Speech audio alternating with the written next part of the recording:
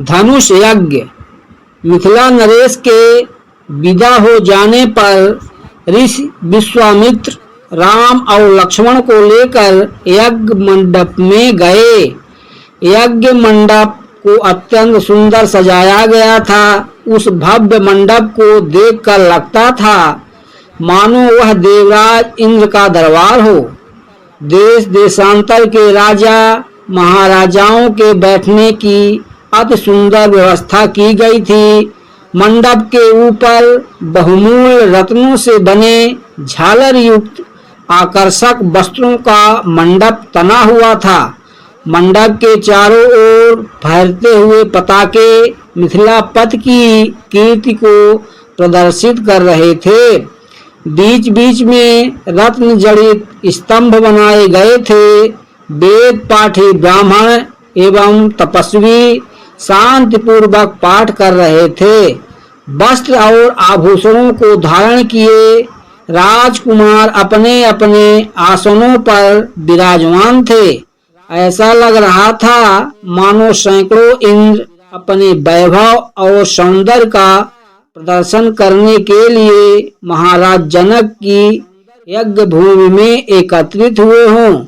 इस सौंदर्य का अवलोकन करने के लिए जनकपुर की खूबसूरत रमणियां अपने घरों के झरोखों से झांक रही थीं। गर्जन तर्जन करते हुए पिनाक धनुष को इस मनोमुग्धकारी वातावरण के यज्ञ भूमि में लाया गया। सभी की उत्सुक दृष्टि उसी ओर घूम गई। सहस्त्रों व्यक्ति उस धनुष को एक विशाल गाड़ी में धीरे धीरे खींच रहे थे। उस विशालकाय वज्र के समान धनुष को देखकर बड़े बड़े बलवानों का धैर्य छूटने लगा और पसीना आने लगा। पिनाक धनुष को यथा स्थान पर स्थापित कर दिया गया। राजा जनक ने पुत्री सीता एवं सीता की सहेलियों को साथ लेकर धनुष के पास आए और बोले, हे संपूर्ण संसार के राजाओं और राजकुमारों, महाराज जनक ने प्रतिज्ञा की है कि जो कोई भी महादेव जी के इस पिनाक नामक धनुष की प्रत्यंचा को चढ़ाएगा उसके साथ मिथिलापति महाराज जनक अपनी राजकुमारी सीता का विवाह कर देंगे। राजा जनक की इस प्रतिज्ञा को सुनकर राजा और राजकुमार बारी बारी से उस धनुष पर प्रत्यंचा चढ़ाने के लिए आए, किंतु भरपूर प्रयास करने पर भी उस पर प्रत्यंचा चढ़ाना तो दूर उसे हिला भी न सके। अंत में वे लज्जित होकर सिर झुकाकर तथा हीन होकर इस प्रकार अपने अपने आसनों पर लौट गए जैसे कि नागराज अपनी मणि गंवा कर लौट आते हैं।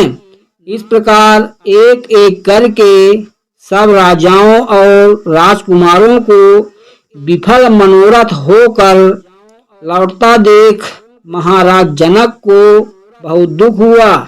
उन्होंने बड़ी निराशा के साथ मर्मभेदी स्वर में कहा, संपूर्ण संसार के विख्यात शक्तिशाली योद्धा यहाँ विद्वान हैं, किंतु बड़े दुख की बात है कि उनमें से कोई भी पिनाक धनुष पर प्रत्यंचा नहीं चढ़ा सका। उनकी इस असफलता को देखकर ऐसा प्रतीत होता है कि पृथ्वी सूरवीर क्षत्रियों से खाली हो गई है। यदि मुझे पहले से ज्ञात होता कि अब इस संसार में वास्तव में कोई क्षत्रिय योद्धा नहीं रहा तो मैं न तो धनुष यज्ञ का अनुष्ठान करता और न ऐसी प्रतिज्ञा करता। लगता है कि मेरी पुत्री सीता आयु पर्यंत कुंवारी रहेगी। परमात्मा ने उसके भाग्य में विवाह लिखा ही नहीं है। महाराज जनक की यह बात सुनकर उन सभी राजाओं और राजकुमारों ने जो अपनी असफलता से पहले ही लज्जित हो रहे थे, हीन मन से दृष्टि नीचे झुका लिए। राजा जनक के द्वारा की गई इस दुख भरी बात का उनके पास कोई उत्तर न था, परंतु अयोध्या के छोटे राजकुमार लक्ष्मण को मिथिलापति द्वारा समस्त क्षत्रियों पर लगाया गया लांछन सहन नहीं हुआ। कुपित होकर उन्होंने अपनी भ्रुकुटी चढ़ा ली और तीखे शब्दों में बोले, हे मिथिला के स्वामी राजा जनक, आपके ये शब्द सर्वथा अनुचित और शूरकुल तथा रघुवंश का अपमान करने वाले हैं।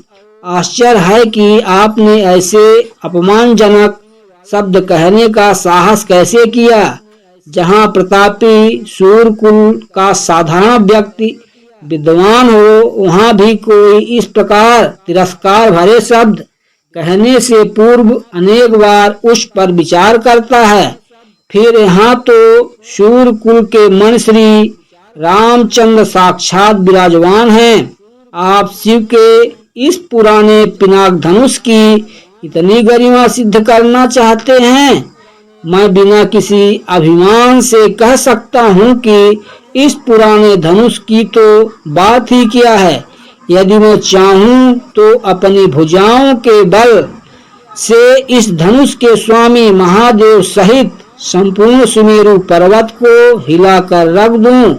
इस विशाल पृथ्वी को अभी इसी समय रसातल में पहुंचा दूं।